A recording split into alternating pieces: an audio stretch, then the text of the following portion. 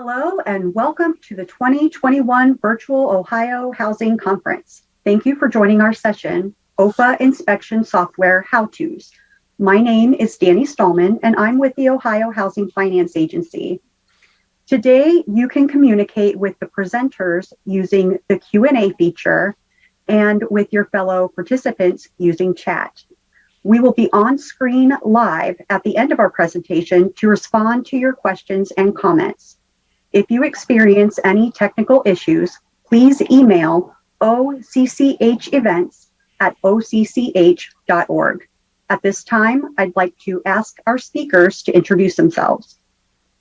Hi, I am Beverly Patrone, and I am the Compliance Director for RLJ Management out of Columbus, Ohio. And I'm Eric Korthel. I'm the Compliance Coordinator for the Ohio Housing Finance Agency. We would like to start out today with a question, one of our online polls. What is your role with us? Are you a property manager? Are you in compliance or maintenance, or are you something else? We'd love to just have a better idea of what's on, who's on here with us. And whoever would have guessed that 18 months ago that roll of toilet paper might be worth than your annual salary was for the time being. All right, thank you very much.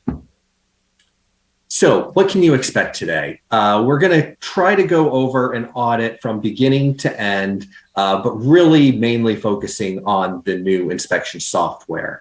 I know some of you have already used it, gone through a few audits, maybe even a few different ways, but I know some of you have not yet. So I hope that this will give even people who have been in some new useful tips that they weren't aware of. And for those of you that haven't been on it, a good introduction to what you can expect. So today we're going to start out with going over the notification of an audit. COVID changed everything for everybody, and audits were no exception. At the time that COVID came around, we were just introducing this new software, and we were lucky enough that the developer was able to extremely quickly put together the ability for us to do file audits from home. Had that not happened, I'm not sure where we would be with audits today. So we will go over the different types of letters that lets you know what kind of audit it is that you will be having. Then we will go over how to prepare for your audit, where those uploads go, what type of documents, and which software you'll be uploading those to. Then we'll go over what you can expect the day of the audit, and then how to respond to your audit. And then we'll finish up with finalizing.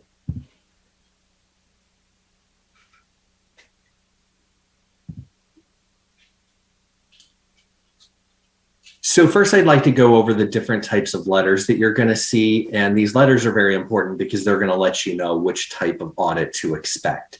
As I said, we now do file-only audits, and those are generally done completely outside of your office. Then there is just a physical audit.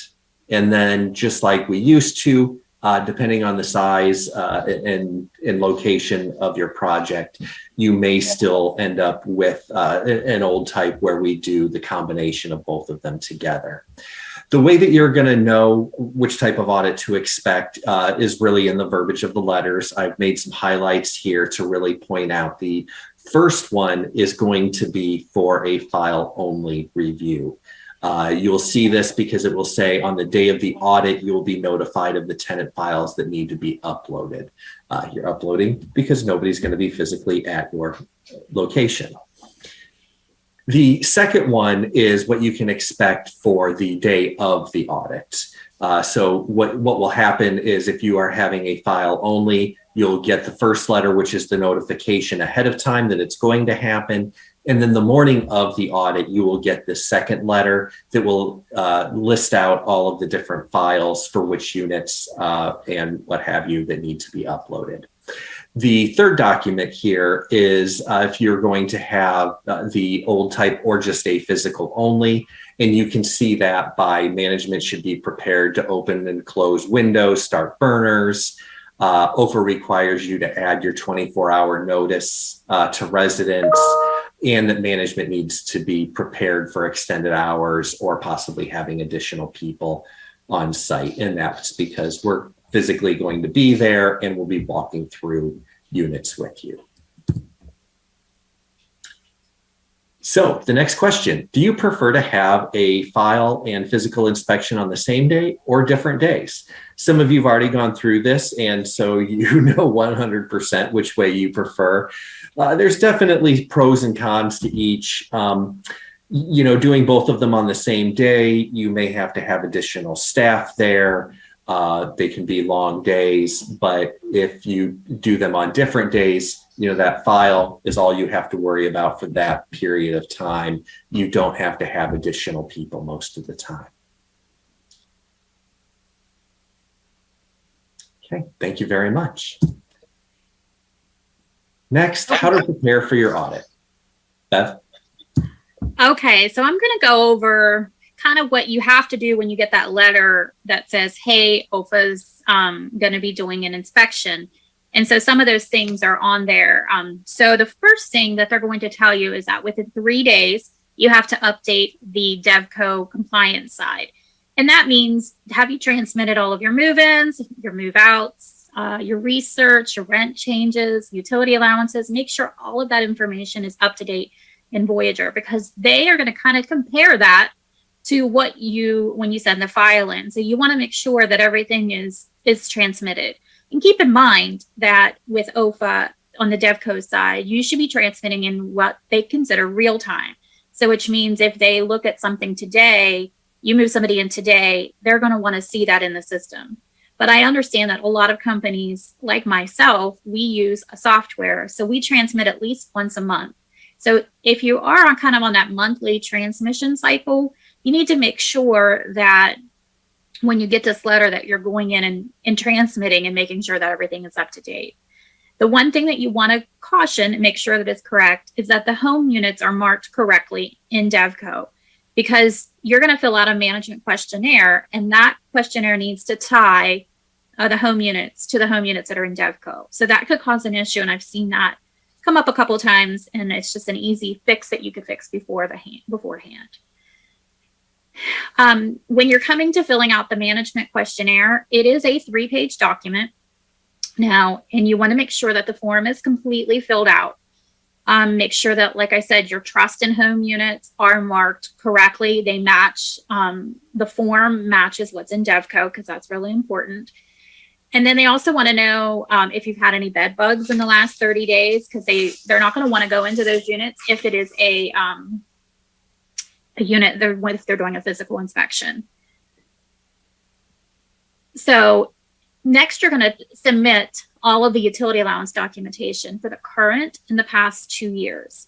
Now, keep in mind that the home program does not allow for the use of a PHA utility allowance if the property was established after August 23rd, 2013. So this means you could have 2 sources of utility allowances that you're using. Utility allowance for your PHA units, which is using your public housing utility allowance, or an OHFA approved utility allowance. So you could be using 2. So you need to make sure that you're uploading both of the utility allowances that you may be using. And make sure when you're sending the utility allowances that the numbers are circled, or at least identified how you came up with those numbers. You also need to submit a rent roll with current move-in dates versus a transfer date listed as move-in. I can tell you, we use a software, and my software provider, when I do a transfer, it automatically changes my move-in date to my transfer date.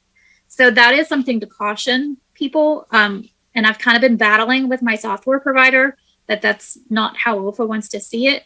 But I haven't gotten any movement on that. So we have to manually change it. So when OHFA's wanting to see the rent roll, they're wanting to see it with the correct move-in dates, not necessarily the transfer dates. And you also want to make sure that the vacant units on your rent roll match the management questionnaire. So, if your rent roll is showing 6 vacants, but you've only reported on your questionnaire 5 vacants, you may need to update your software before you send that rent roll over. The next thing that you have to submit is an emergency transfer plan. That has been required by OHFA for some years now, and it falls under the VAWA policies that we have to provide the emergency transfer plan. So OHFA is going to request a copy of that anytime that they have an inspection. It is even requested when you have to do like a placed in service meeting. Another new form right now is if they're doing a physical inspection, you'll be asked to submit a COVID tracker. And the reason for the COVID tracker is because the auditor doesn't want to walk into a unit where somebody's experienced COVID symptoms, or somebody, you walk to the door and you find out, oh, they're on quarantine. So basically what you have to do is right before they come out to the audit, you need to contact all of your residents to ensure that, that it's safe for the auditor and you to enter the unit if their unit is selected on the day of inspection. And then sometimes auditors are going to ask for something else. It could be maybe this is the first time your apartments have been audited since you placed in service, or maybe there was some problems last time and they want to see something additional. So sometimes you'll see additional items on the letter from the staff. So you need to make sure that you're uploading that information as well. When it comes to filling out the management questionnaire, I cannot stress enough. Make sure that you list everybody on there that needs to be listed, that needs to have access. In my company, we have 4 people that no matter what property it is, we all 4 are listed on there because we all 4 need access.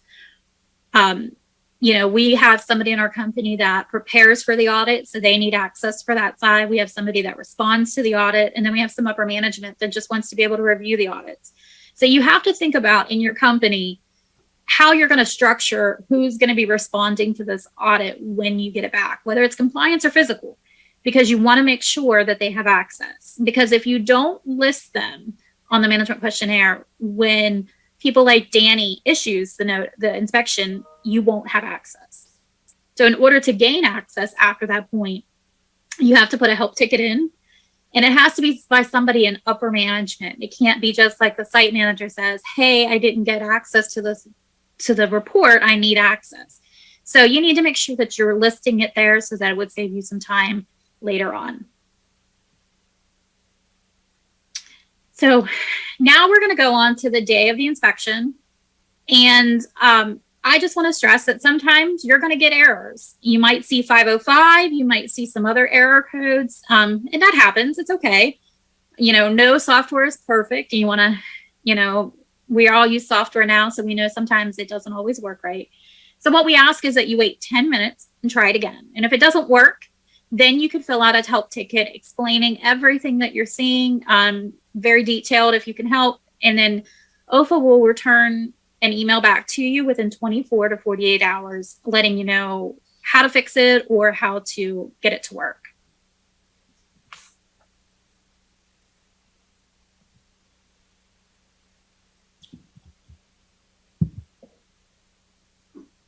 Thank you very much, Beverly.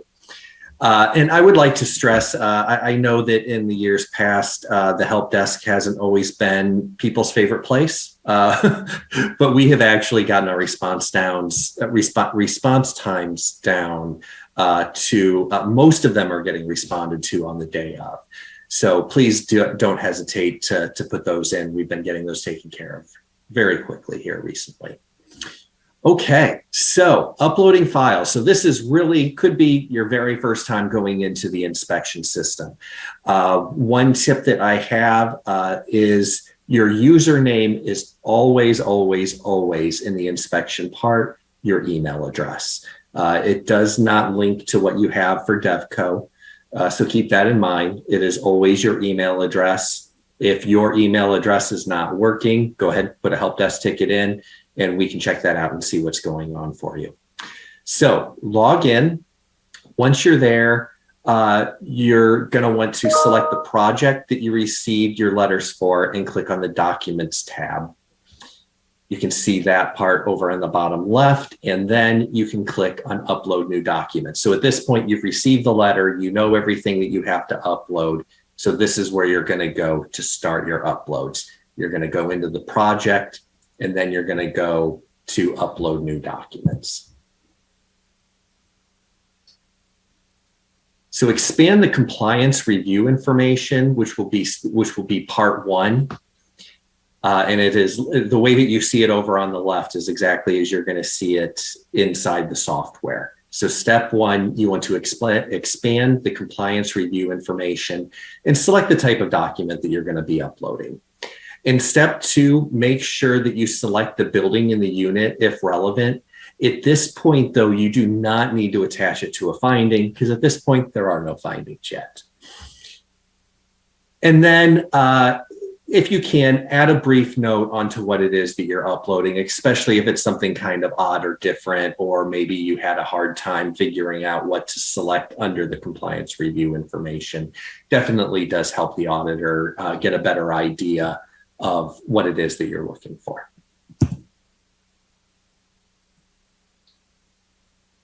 Some tips.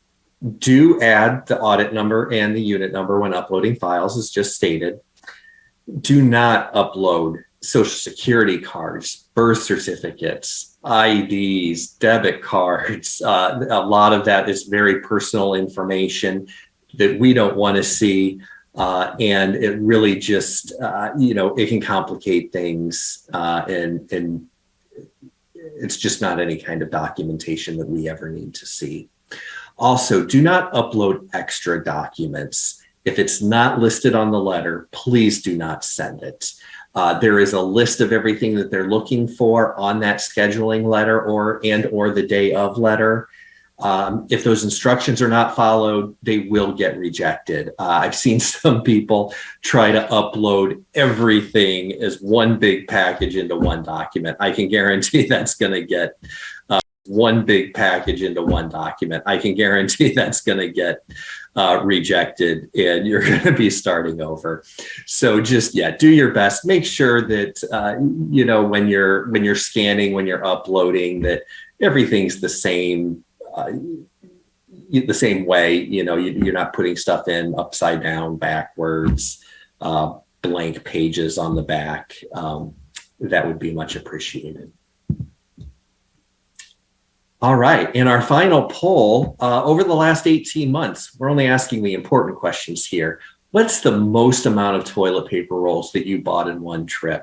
4 or fewer, 8, 24, 48, greater than 48? I don't think that there's a bigger package than 48 out there. Is there? I don't know. It always makes me laugh though when they have it, one roll equals 24 rolls. I don't buy it. All right. So as you can see, this is not a very serious one, but it's a fun one. I like to try to keep things a little upbeat and fun as we go along. So thank you.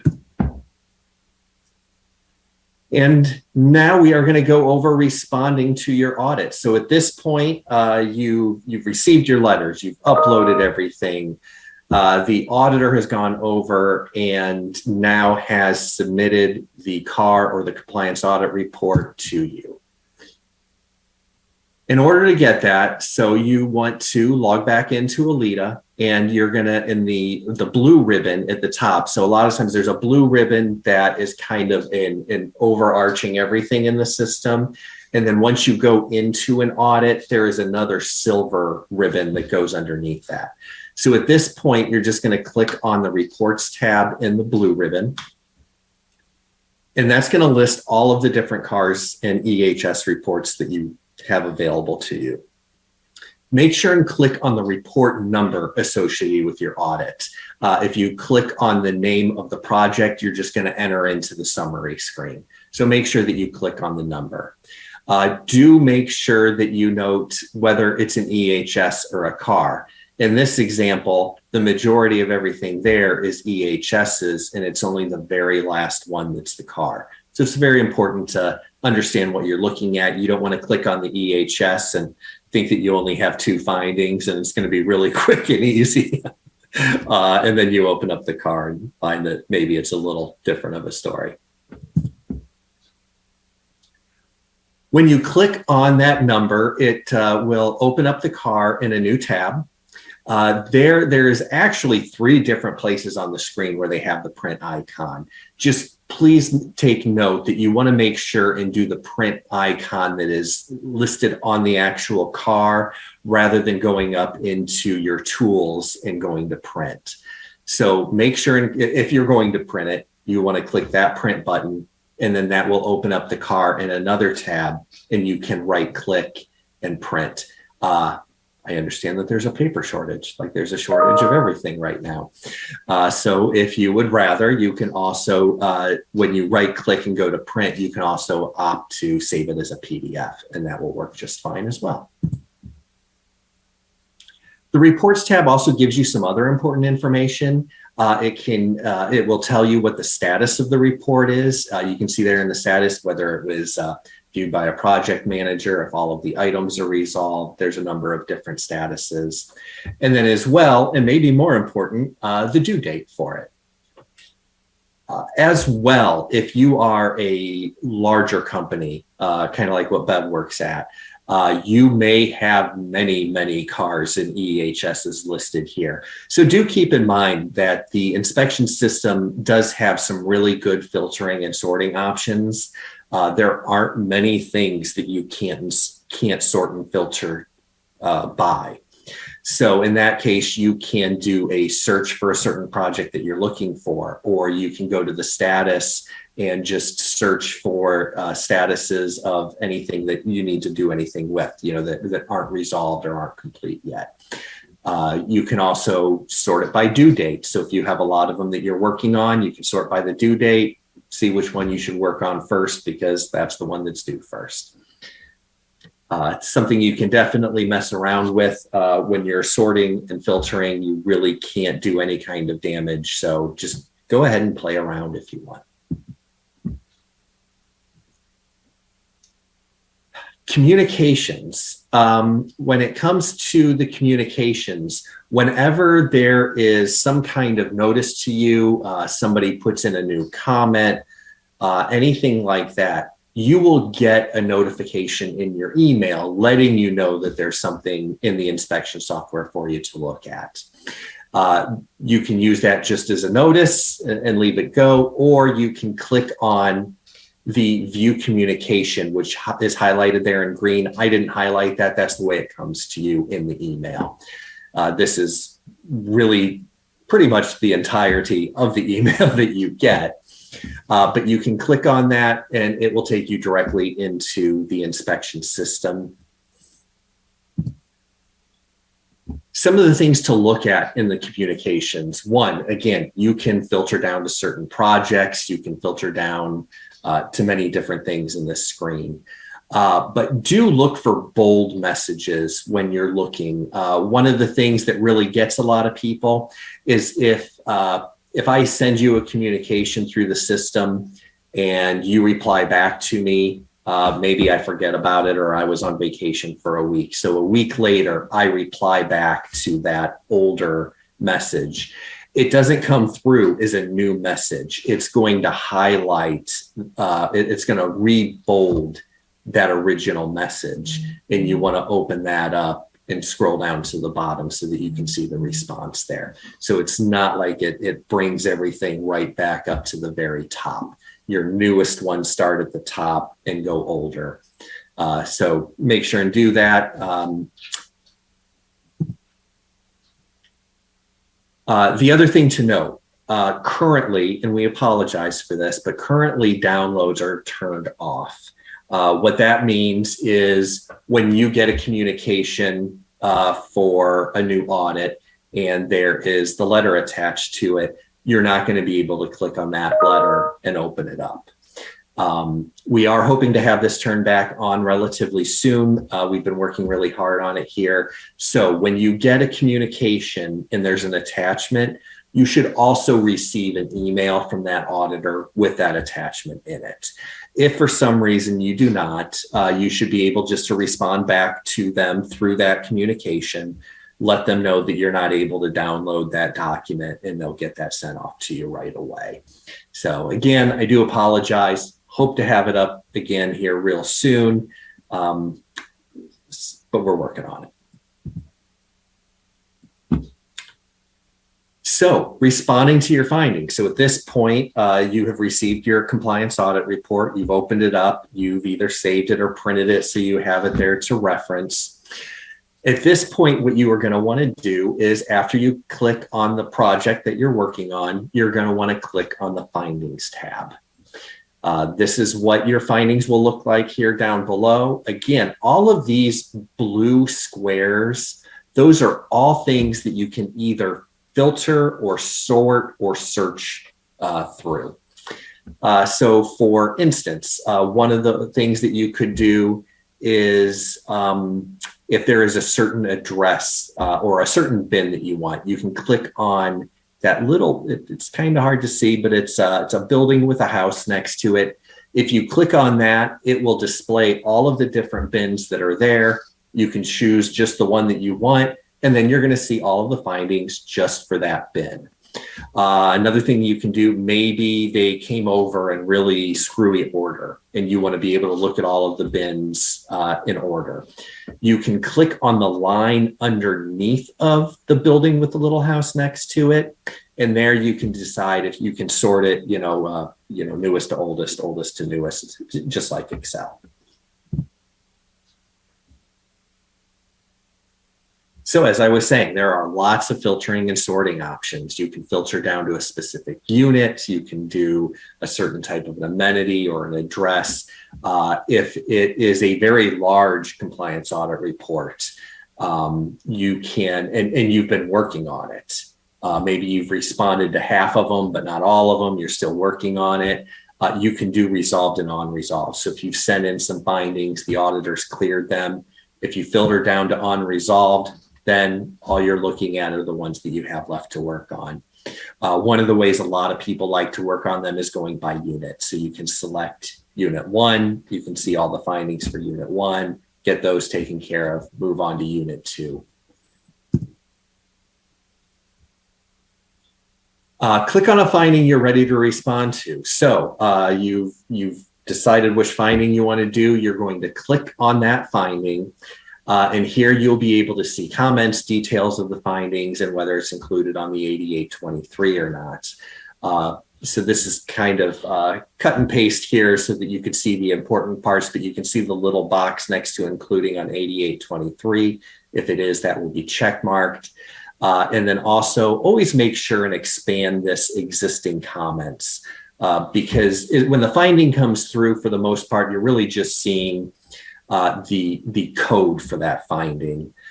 You can click on the show existing comments and you'll be able to see a little more detail on exactly what that comment or what that finding is for.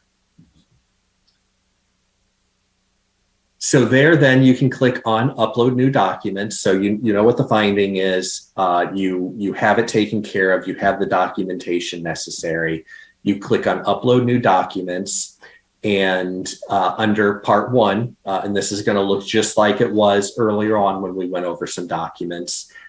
This time, instead of the compliance review information, you want to expand the owner response and click on work order.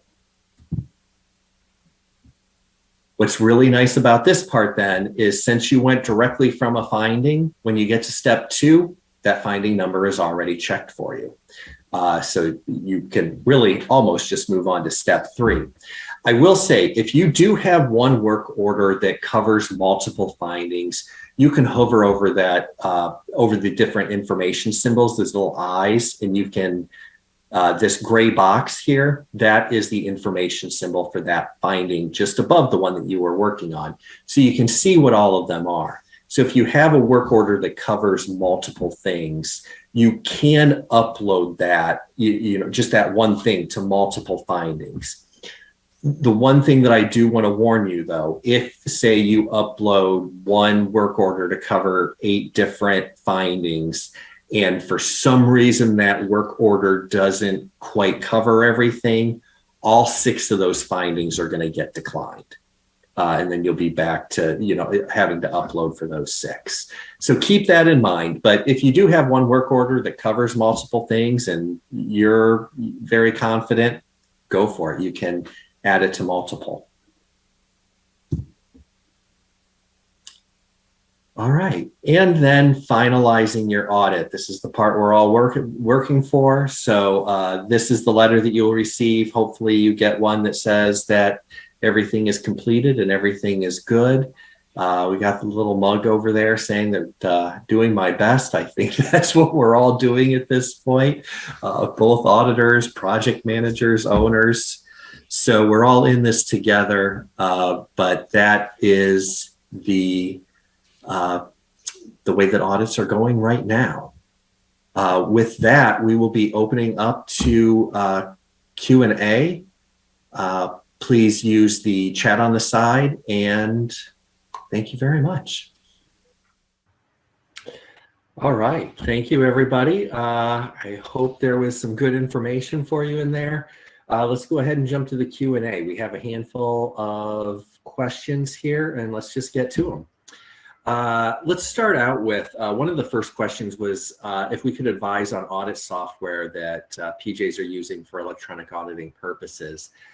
Bev, do you have any suggestions? I know that you talked about the one that you guys use. I don't know if you have any information on others.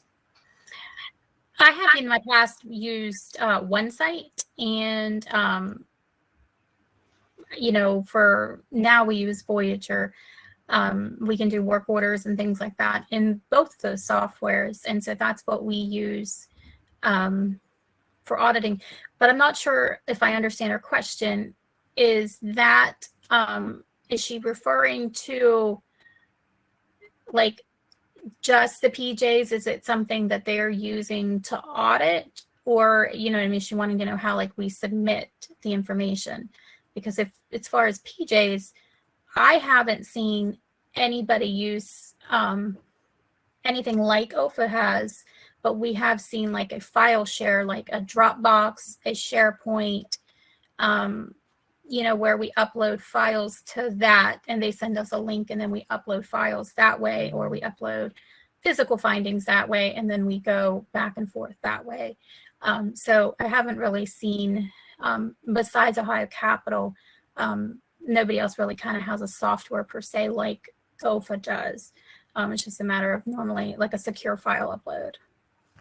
Okay. Yeah. And she was speaking specifically about just for PJs. So, Danny, do you have anything to add to that or not really? I do not. No. Okay. Yeah, that's one that I'm not very versed on as well. So thank you very much, Bev. That's great.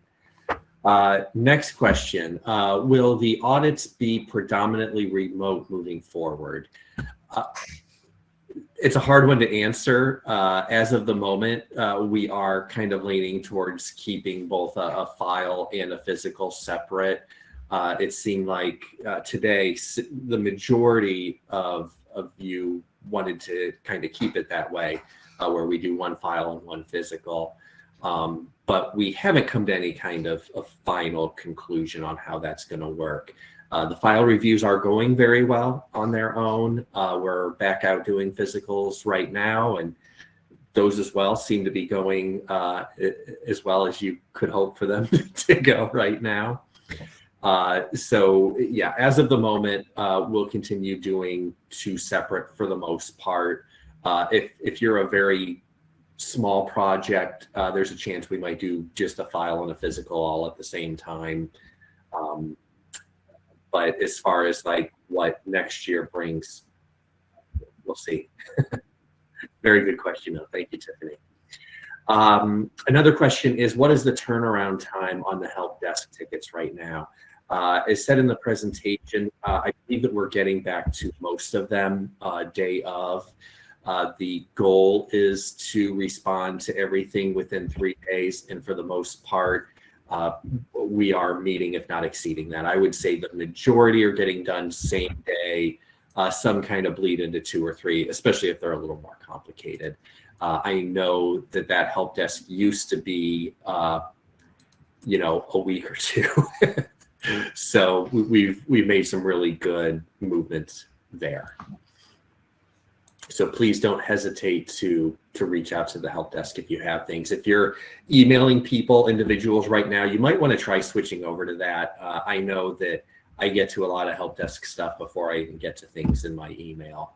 And then if somebody has a day off or more, there's somebody in the help desk all the time.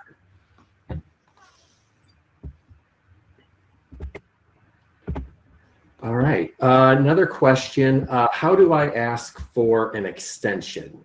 So I believe this is if you are in the middle of an audit, you have your findings to get back to. How do you ask for an extension? Danny, do you want to cover that? Yes, I would love to. To ask for an extension, what you want to do, you definitely want to put that in writing somehow. We are asking everyone to go to the communications tab within the inspection software and ask for the extension there. And then just as a CYA, you may want to send your compliance auditor an email as well, just to make sure that all the bases are covered. And that's the best way to approach it. And you want to ask for that extension prior to your deadline, if possible, please. And I'd like to just jump in too.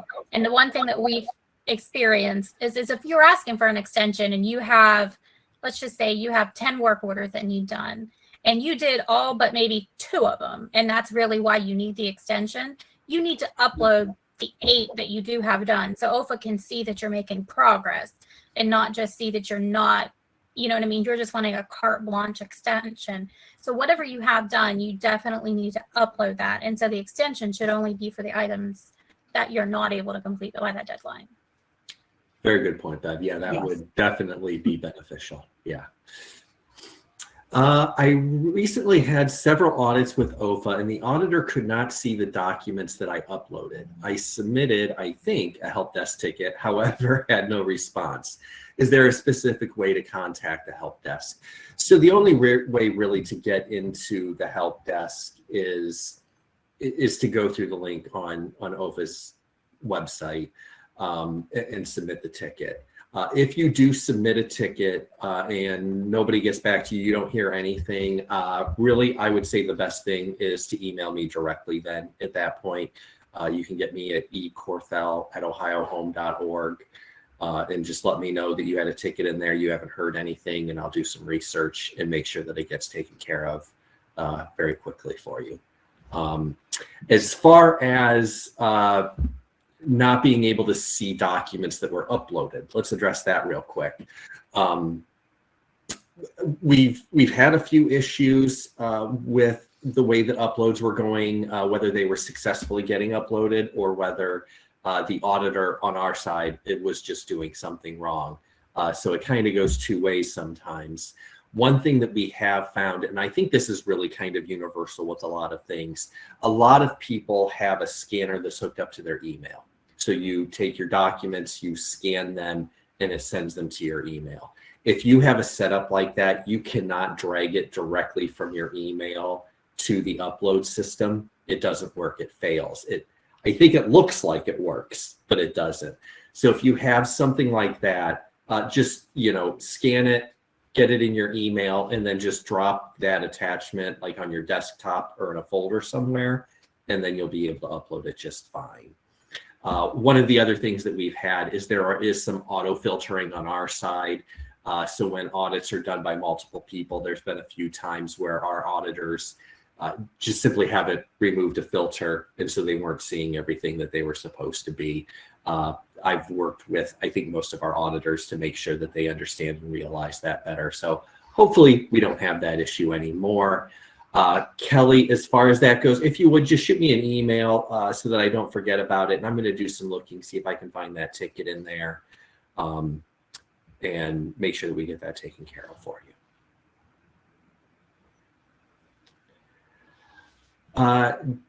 Danny, can you speak to uploading all corrections to all findings? Okay. Now, the way that I'm interpreting this, and hopefully Kim will correct me if I'm wrong, we'll have the corrections attached to more than one finding. If there's something, I think this was a point that Eric made in the presentation. If you want those items to be separate as much as possible.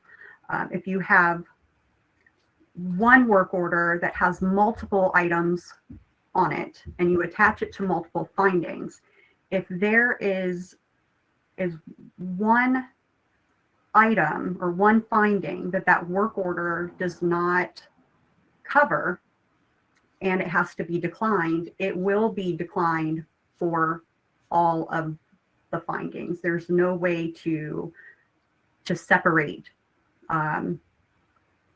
If we've got 4 and it covers 3, if I have to decline it for the one, unfortunately, it declines them for all. So you really want to be sure that the work order that you are uploading fully addresses the findings that you're attaching it to.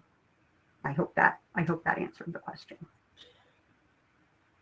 Yeah, and I completely get, especially like if you have a large project, let's say you've got 40 smoke detectors that you need to address. I completely get uploading those all as one. I mean, that's going to save you a huge amount of time. But as Danny said, just be very confident that you're covering everything when you get those uploaded. Otherwise, you're going to be doing it again, and we don't want that. Nobody wants that.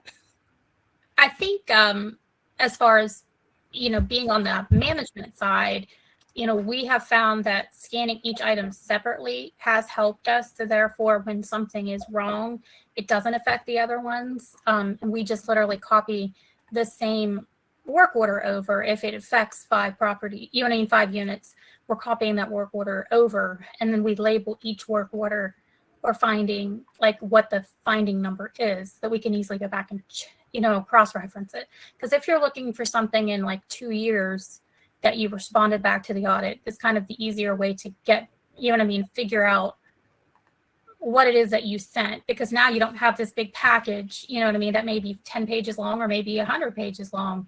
And if you're wanting to go back and research what it is that you sent into OHFA to correct that issue. And so we've found that saving by the finding number definitely helps us kind of track that. Great. Thank you, Beth. Okay, here's a few that kind of go together. One is, how often will you be coming to my project? And my auditor scheduled a physical inspection, but asked for files to be uploaded instead of reviewing them on site. Can I ask that they audit files on site? So as far as how often we'll be coming to your project, that really depends on the different types of funding that you have and exactly where you sit in that funding. If it's active monitoring, if it's extended use, but then also if you have home or trust, anything else like that on top.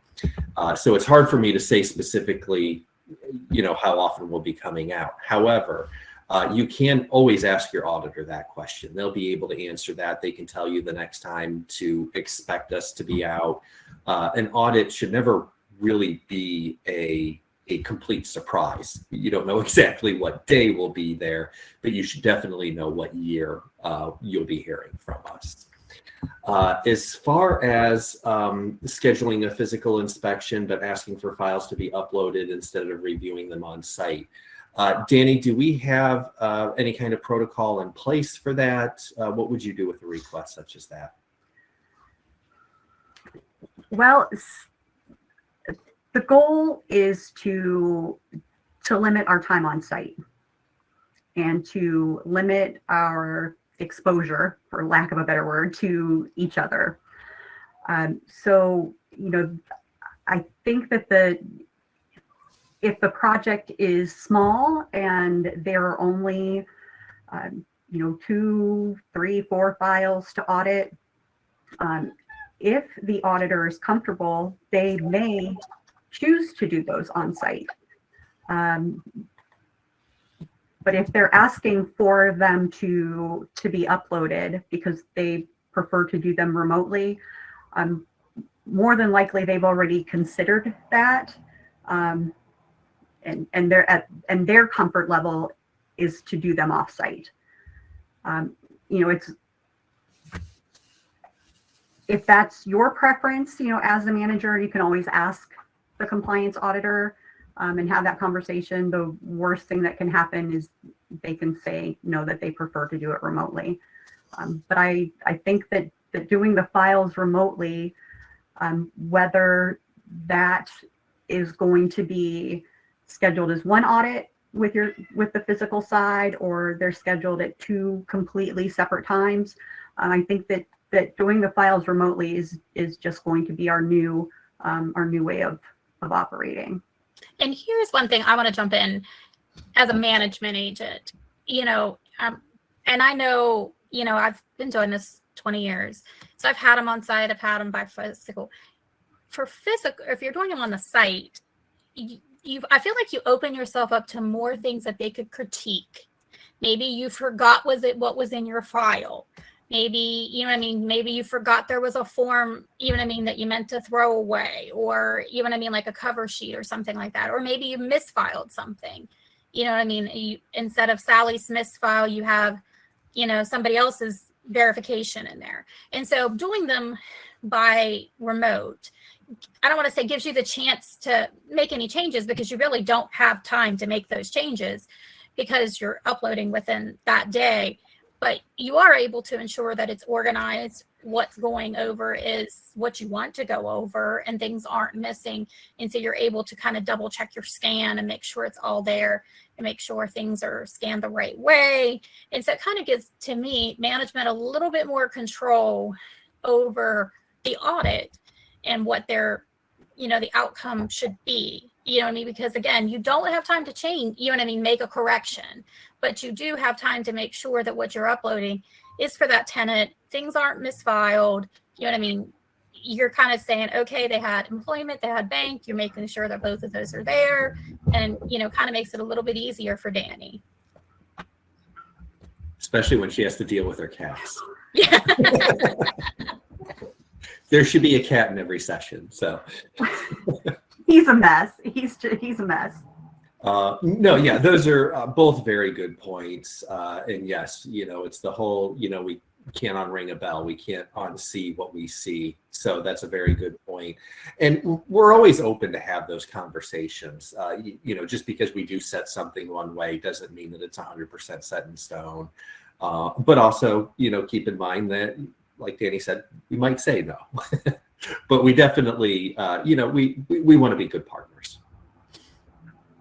Absolutely. We do want to be good partners.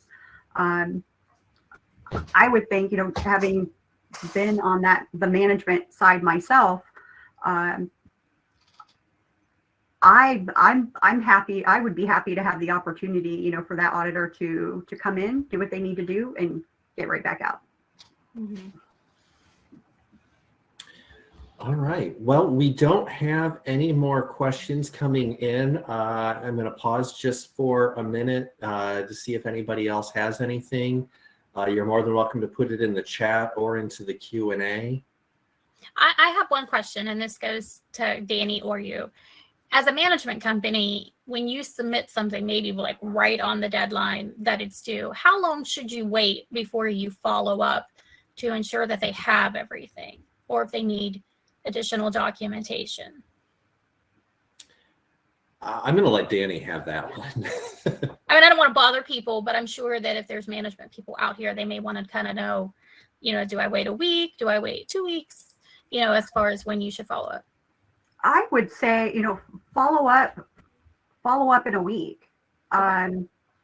We do try to get to those responses as quickly as possible.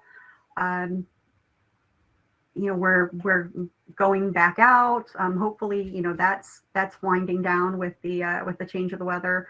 But if you haven't heard anything in a week, it doesn't hurt to reach out and just ask, have you had an opportunity? Is there anything else that I can get for you? Just to be sure. Okay. I appreciate that. Thank you. All right. Well, I do not see anything else coming in. So with that, Bev, thank you very much for attending and helping us out. Danny, thanks for moderating and answering, I think, the majority of the questions. Glad to help. And thank you all very much. Let me also throw out there, if anybody would like to have like another session on maybe a little more detail or walkthrough of the inspection system, please email me directly. Again, that's ecorthel@ohiohome.org. And I would be happy to set up something, even for individuals. I prefer to have a group activity, but let's see what comes. All right. Well, thank you all very much and enjoy the rest of the conference. Thank you.